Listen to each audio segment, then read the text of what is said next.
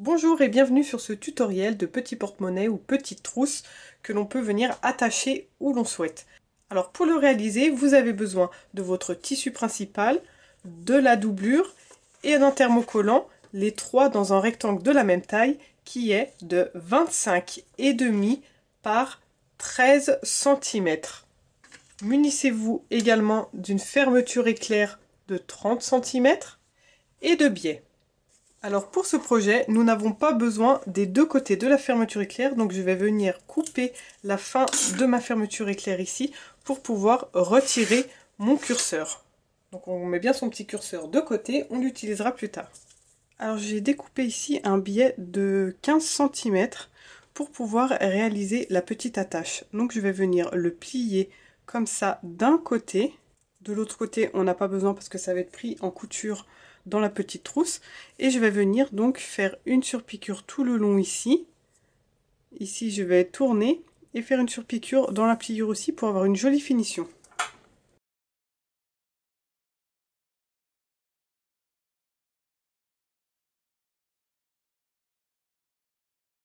Et là, on va venir coudre notre biais au milieu de notre tissu principal, là où la fermeture éclair va être cousue.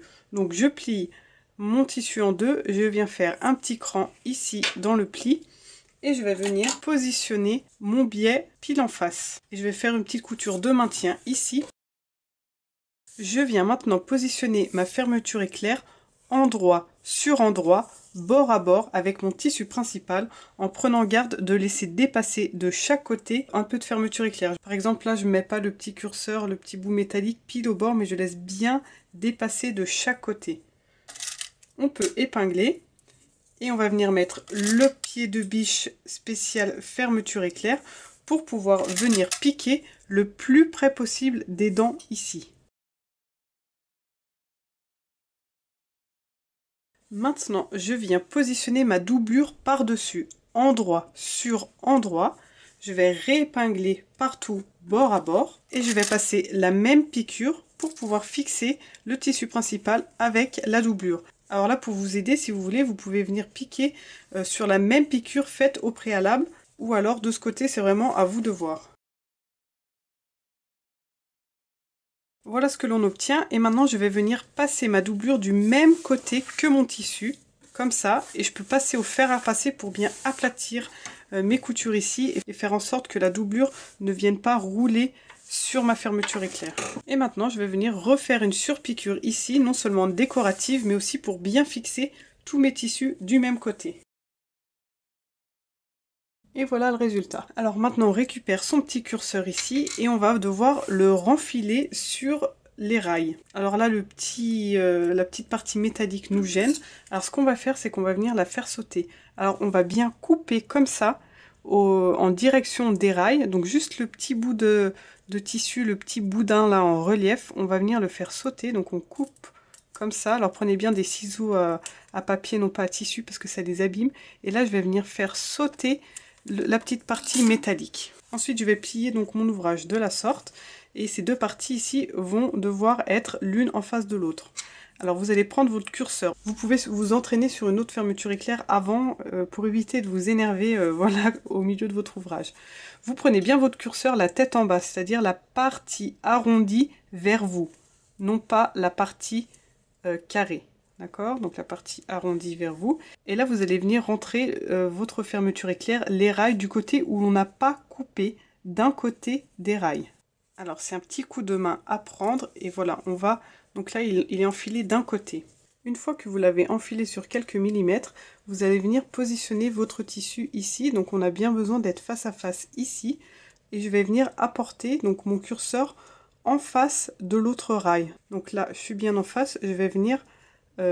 pousser mes petits rails ici de l'autre côté, les dents de la fermeture éclair. Quand je sens que c'est enclenché, je fais en sorte de maintenir les deux parts ici et j'avance tout doucement mon curseur. Voilà, là je sens que ça a pris. Voilà. Et là on monte vite son curseur jusqu'au bout pour être sûr qu'il ne ressort pas. Donc on obtient un triangle. On va maintenant se mettre sur l'envers de notre ouvrage. Alors on fait attention que notre billet ici ne dépasse pas, il faut bien qu'il soit à l'intérieur pour ne pas être pris en sandwich dans les coutures ici. Donc là, on a besoin de trouver le milieu. Le milieu ici, c'est où il y a la fermeture éclair, c'est facile. Là, je vais venir me mettre pointe sur pointe et je vais cranter à cet endroit pour trouver le milieu. Et ce cran va devoir venir sur notre fermeture éclair ici. Alors, on peut faire sauter tout ce qui dépasse ici parce que ça va nous gêner. Donc, j'ai bien mon cran du milieu qui vient se positionner sur la fermeture éclair. Et là, je peux épingler. On se met bord à bord. Et on va venir piquer tout le long ici à 1 cm. Changez bien votre pied de biche pour revenir avec un pied de biche normal. Donc là, je vais venir égaliser tout ce qui dépasse. Et je fais attention au niveau de la fermeture éclair. Je prends plutôt des ciseaux papier. Et là, je vais venir pouvoir poser un premier biais. Alors, vous pouvez le poser de part et d'autre sur toute la longueur. Mais sachez que les 5 premiers centimètres ici, de chaque côté du triangle, on ne va pas les utiliser. Donc, on n'est pas obligé de mettre le biais jusqu'au bout. Ça évite un peu de gaspillage. Et on va venir donc le placer ici. Vous pouvez très bien le faire en 2 fois, c'est à vous de voir. Là, je vais le faire en une seule fois.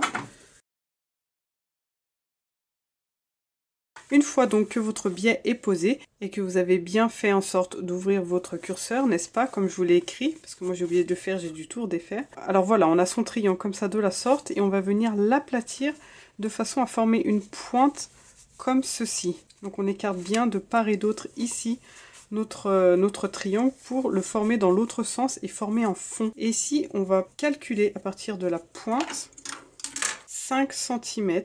Donc là, je peux venir faire un trait, un repère de chaque côté. Et je vais devoir coudre en fait du coup ici bien droit pour former un fond de chaque côté ici. Et là, je vais venir couper à 1 cm tout ce qui dépasse. Et pour faire la finition ici, je vais aussi venir mettre un biais. Alors cette fois-ci, je vais bien, par contre, le plier ici au début. Venir piquer comme ça. Et je vais plier ensuite à la fin de la même façon. Donc je coupe environ 1 cm après la fin de ma couture ici. Et je viens le plier dans un premier temps ainsi. Avant de venir replier comme le biais normal. Comme ça. Pour pouvoir avoir une finition plus jolie. Alors vraiment là ça va être à l'intérieur du porte-monnaie, ça sera vraiment pas visible du tout. Faut pas trop se prendre la tête pour cette étape. Voilà, ça donne ça. Et vous faites la même chose de l'autre côté. Une fois qu'on a ces biais donc des deux côtés ici, on n'a plus qu'à venir retourner son ouvrage en poussant bien dans les angles ici. Et quand on le referme, voilà ce que l'on obtient. Et là, je vais venir positionner une pression, donc au bout ici et au début de la fermeture éclair ici, pour pouvoir ensuite venir attacher mon petit porte-monnaie là où j'ai envie. Si vous avez besoin d'aide pour la pose de la pression, je mets une petite vidéo ici avec un tutoriel pas à pas. Voilà, alors ma pression est posée et ici, pour apporter un petit plus à mon ouvrage, je vais venir mettre ce petit pompon ici. Alors j'ai trouvé ça à Mondial Tissu. À la base, je pense pas que ce soit fait pour mettre fermeture éclair parce qu'il n'y a rien qui vient avec. Je vais être obligée de mettre un petit anneau ici avec ma pince et je vais venir le positionner ici sur le curseur. J'espère que vous appréciez cette vidéo, que vous allez pouvoir me faire plein de petits porte-monnaies de la sorte. Et n'oubliez pas de vous abonner et d'activer la cloche pour recevoir toutes les notifications de mes nouvelles vidéos et toutes les surprises à venir. Et voilà, regardez comme c'est chic, regardez ce petit porte-monnaie. Est-ce que vous pensez pas que ça va faire fureur? Ça fait des jolis petits cadeaux à faire. On peut utiliser ces chutes grâce à ce genre d'articles. On peut en faire des féminins, des enfantins, des masculins. À vous de bien vous amuser et à me créer des jolies choses uniques.